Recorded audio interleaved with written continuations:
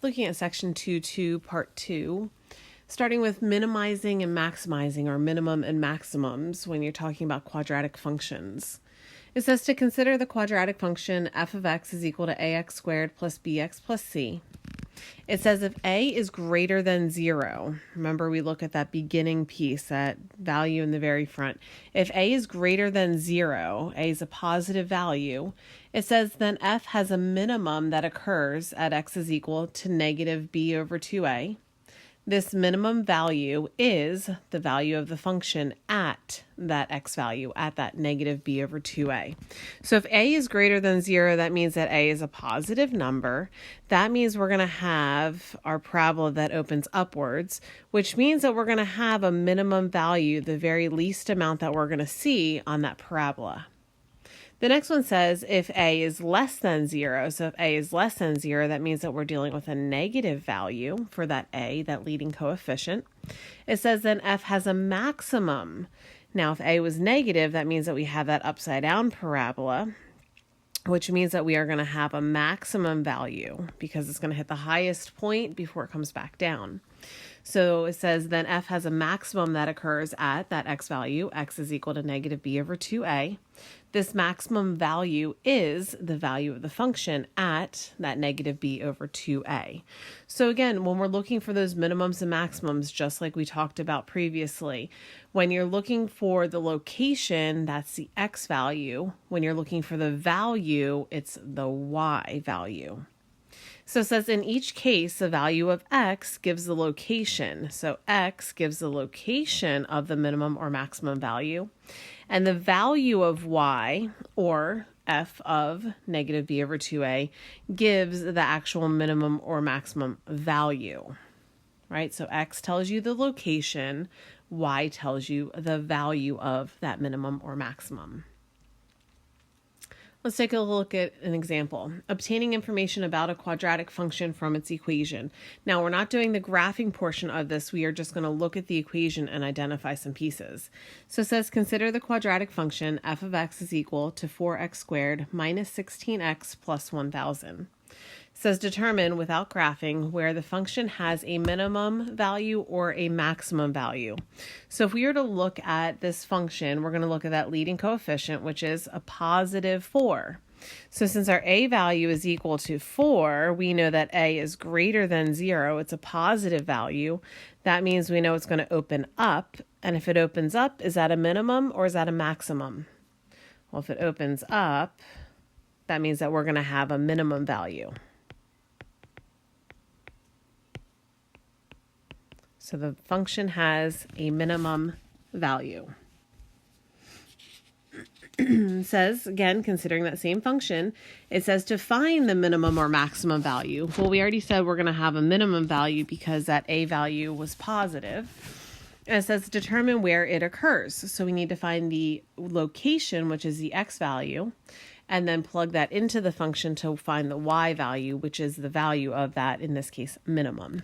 So we have an a value of, the number in front of x squared is 4. The b value is a negative 16, and the c value is 1,000. So if we were to find the x value, x is equal to negative b over 2a, we're going to have a negative, or the opposite of, a negative 16 over top of 2 times our a value of 4. So we have a negative and a negative that makes a positive. 16 divided by 2 times 4 is 8. 16 divided by 8 is going to give us 2. That means we are going to find the value of the function at 2, because our negative b over 2a we found was 2. So the value of the function at 2 is equal to, let's plug in 2 where we see x to our function. So we're going to have 4 times our 2 squared minus 16 times 2 plus 1,000. 2 squared is 4. 4 times 4, that gives us 16 minus 32 plus 1,000. So 16 minus 32, that's a negative 16. And negative 16 with a positive 1,000, that's going to give us 984. So the minimum value of f is 984. And this value occurs at the x value of 2, since that negative b over 2a gave us a 2. Now, sticking with that same function, They want us to identify the function's domain and range, again, without graphing. So we had already found, I'm just going to kind of write this up here, where that minimum value was, we said that was at input value x is equal to 2, output of 984. We'll kind of keep that in the back of our mind while we look at this. So identify the function's domain and range. It says, like all quadratic functions, the domain is there any limitation to a quadratic? No, you can put any value for x in. You're not dividing by anything, so you don't have a denominator to worry about that limitation. You don't have a square root, so you don't have to worry about that limitation. So in the case of any parabola, any quadratic, our domain, our input values is going to be from negative infinity to positive infinity. We found that vertex was at, that little side note I wrote up top, 2 and negative 2 and then 984. We know that a was greater than 0, it was positive, and that meant that the function had a minimum value at the vertex. I know you don't have all the notes because I couldn't get you your packet. So the range of the function is, now if we said we had a minimum value, that meant that we were having that U-shaped graph that's going up. And we said that value was at the ordered pair 2, 984. Now, if our y value is talking about our range, right? Our range is always our y value. That means that we are looking at that 984. So that means that we are starting at, could equal 984, and it's going to infinity, because remember we said that was the minimum value, that is the smallest value. So that means we're starting at the 984 and we're going to the infinity, positive infinity. So let's take a look at some strategies for solving problems involving the maximizing or minimizing quadratic functions. And again, this is going to go back and review some of that chapter 1 stuff that we just looked at. So number 1, we're going to be dealing with some word problems. It says to read the problem carefully and decide which quantity is to be maximized or minimized. It says use the conditions of the problem to express the quantity as a function in one variable. So as I said, we have some chapter 1 stuff coming back again. They're going to give us some information that we have to use the first part of some sort of formula and then use a second formula. But we solve that first equation part for the y to plug into the y value of the second equation. Step number 3 says to rewrite the function in the form f of x is equal to your ax squared plus bx plus c. And then we're going to calculate where that minimum or maximum value would be. So calculate your negative b over 2a. If a is greater than 0, it has a minimum at the value x equals negative b over 2a. Says this minimum value is the value of that function, f of negative b over 2a. And if a is less than 0, that means we have a maximum value at that same way of finding our vertex. And part 5 says to answer the question posed in the problem. So let's try one. For example, it says, you have 120 feet of fencing to enclose a rectangular region. Find the dimensions of the rectangle that maximize the enclosed area.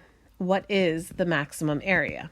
So just like we said in chapter 1 stuff, right? We start by looking at what we're given. We have 120 feet of fencing. That means that we have a perimeter is equal to 120. We obviously have a rectangular region, so perimeter is equal to, we know we have a 2L plus 2W. Then it wants us to know what the dimensions of the rectangle that maximize the enclosed area. So there's your second formula. We know area is equal to length times width. So we're going to take that first formula and we'll use x and y. We'll solve it for y. And then we'll use that expression for y to plug into our area formula that would also use x and y. So let's see. It says decide what must be maximized or minimized. Well, it says what is the maximum area? So we must maximize the area. Right? And if we're maximizing, that means that we're finding the highest value that we can. So let's see what we got. Express a quantity as a function in one variable. So again, we're going to start with equation number 1. Equation number 1 means that we're starting with that perimeter. So if we said perimeter is equal to 2L plus 2W, We said the perimeter has 120 feet, so we're going to have 120 is equal to, we're going to use that x and y, so 2x plus 2y. We need to solve that to get y by itself. That means that we would have 120 minus 2x is equal to 2y. And if we divide everything by 2, we would have y is equal to 60 minus x. So now we have an expression for what y is equal to. We then take it to our area formula. Well, area was length times width, which we said is going to be x times y, which means in place of y, we plug in our expression for y. So our area, so A, area in regards to x, A of x is equal to x, that's going to multiply with y, which is a 60 minus x, which means that we'd have a 60x minus x squared, but we want to write it in the correct order, highest exponent first. So that means we're going to have a negative x squared with a positive 60x. Again, that was all chapter 1 stuff, being able to take one piece of information, solve it for the y variable, then use that to plug into a second piece. All right, so step number 3. We want to write the function in the form, which we kind of already did. That's going to be a negative x squared plus 60x. There is no c value in terms of our problem. So step 4 says we're going to calculate that x is equal to negative b over 2a. Well, again, our a value is going to be a -1. Our b value is going to be 60. We said c value would end up being 0, which we don't really need in this case anyway. So let's see what we have. We have the opposite of b, which is 60, divided by 2 times a, which is a -1. Well, if I have a negative and a negative, that's a positive. 60 divided by 2 is going to give us 30. So we said if a was, in this case, our a value, a is a -1, that means a is less than 0. So the function has a maximum at that value. This means that the area a of x of a rectangle with perimeter of 120 feet is going to have a maximum when one of the rectangle's dimensions, x, is 30 feet.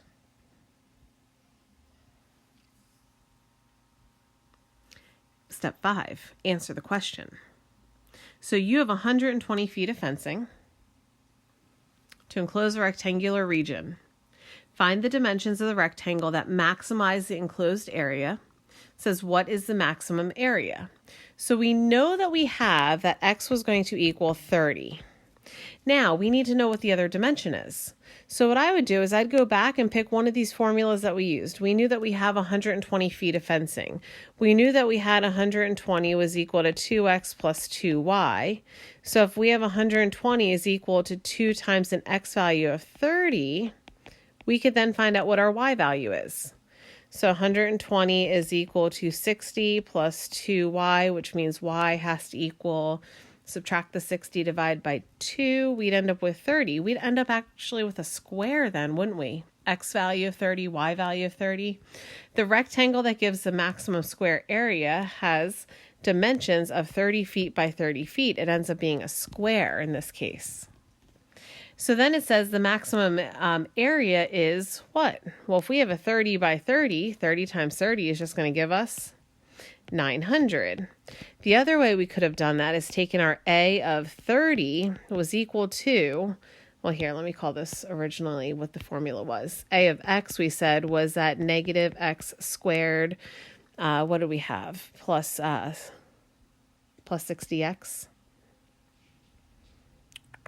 Sorry, I'm going back and looking at my my notes.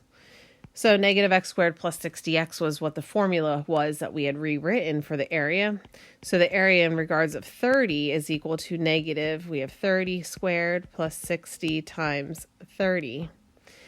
So if I were to solve that out, 30 squared is 900, so negative 900. 60 times 30 is 1800, which would give us a positive 900, which is what we found by taking our 30 times 30. So in some cases, using just some regular easiest method to solve to get that final answer may be your best bet. Otherwise, use that function that you wrote, plug things in, and solve